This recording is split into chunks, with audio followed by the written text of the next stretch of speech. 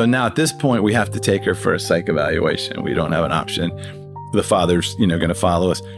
So we get in the car and we're driving and to the place, and she says to me, because her voice would switch, not super dramatic, but you could tell there was because she was real sweet and real soft spoken and very traumatized. But then she would get this very strong voice, and she said, she was looking at me in the mirror and she goes, "What's in your pocket?" She's handcuffed, but she goes, "What's in your pocket?"